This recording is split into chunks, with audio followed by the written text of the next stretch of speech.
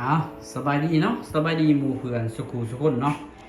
มื้อนี้เฮาสิพาทุกคนมาแก้ไขเครื่องปรินเตอร์เนาะ Canon เนาะ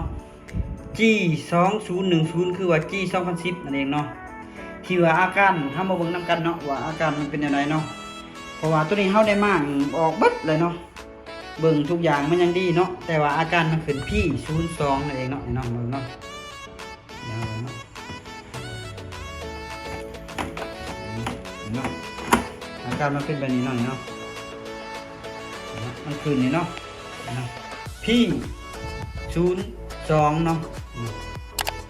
สำหรับ Canon G2010เนาะเฮาเบิ่งแล้วว่าบ่มีกระดาษบ่มีหยังแต่ว่าสาเหตุมันเป็นนำตัวหยังเนาะมันเป็นนำหยังแท้เนาะเดี๋ยวเฮาสิมาให้คำตอบว่าอาการนี้หลังจากที่เฮามากแล้วว่ามันบ่มีกระดาษติดเนาะบ่มีเจียติดอยู่ข้างในแล้วก็บ่มีแค่เพื่องยังดีเบิดเนาะเช็คสุดท้ายแล้วเฮามาพูดคำตอบกันเลยเนาะสุดท้ายแล้วมันก็คือนี่เนาะมันเป็นน้ำซ้ายเส้นเซอร์ตัวนี้เนาะอันนี้ตัวใหม่เนาะนี่ตัวใหม่เฮาสิเปลี่ยนใส่เนาะนี่ตัวใหม่เนาะ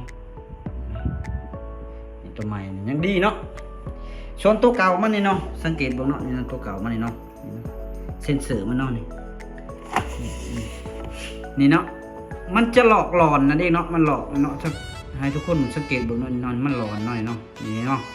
มันหลอนเนาะนี่เนาะตัวนี้นี่ขาวแคลนเลยนี่เนาะขาวแคลนเลยนี่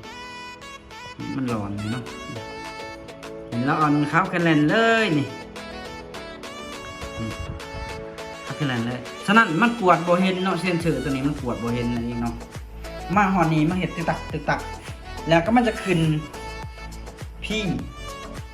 02เลยเนาะอาการนี้ก็คือข้าพเจ้าเลยได้หาวิธีแก้แล้วล่ะเนาะวิธีแล้วเนาะจนมาเจอเนาะสุดท้ายแล้ว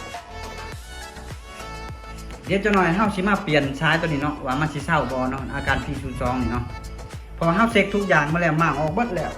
ที่ว่าเป็นน้ำบอร์ดมันเนาะที่ว่าบอร์ดมันมีปัญหาที่จริงบอร์ดบ่ได้เป็นเนาะก็คือนี่เซ็นเซอร์ตัวนี้เนาะซ้ายตัวนี้เนาะสำคัญพี่น้องถ้าว่าของไผเป็นแบบนี้เนาะเพื่อนสร้างผู้ใดที่ว่ามีปัญหาแบบนี้เนาะนี่ให้ทุกคนสังเกตโลดเนาะเส้นซ้ายตัวนี้สำคัญเนาะซ้ายเซ็นเซอร์ตัวนี้เนาะเดี๋ยวเรามาทำการเปลี่ยนเลยเนาะนี่เนาะหลังจากที่ว่าเราเปลี่ยนแล้วเนาะเราเปลี่ยนสายเซ็นเซอร์เอาตัวใหม่เข้าไปเนาะเนาะตัวเก่าอันนี้เนาะนี่เนาะตัวเก่าที่ว่ามันเพิ่นว่ามันลุยออกแล้วตัวนี้เนาะนี่เนาะมันลุยออกแล้วเนาะตัวสีดำสีเขียวเนาะเราเปลี่ยนใส่ตัวใหม่เนาะนี่เนาะตัวใหม่นี่เลยเนาะตัวนี้นี่เนาะใส่ตัวใหม่เนาะเดี๋ยวเรามาเปิดเครื่องแล้วกันเลยว่ามันสิได้บ่เนาะ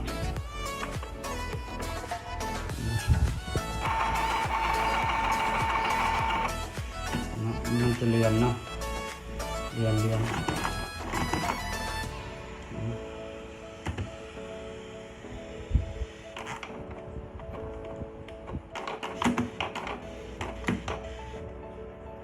นี่เนาะเดี๋ยวเรามาเบิ่งมันนี่เนาะนี่เนาะนี่เศร้าเลยเนาะอาการ P02 นั่นเองเนาะง่ายๆเนาะพี่น้องเนาะถ้าว่าเครื่องพิมพ์เตอร์บรรทัดฐานที่ว่ามันเป็นแบบนี้เนาะที่ว่าเฮากวดแล้วมันบ่เจอปัญหาหยังเนาะเฮามาเช็คเบิ่งก็คือสายเซ็นเซอร์ตัวนี้เด้อพี่น้องเด้อเนาะสายเซ็นเซอร์ตัวนี้เนาะนี่เนาะมันมีปัญหานั่นเองเนาะหลังจากนั้นเฮาก็มันก็ไหลมุกเนาะนี่เนาะ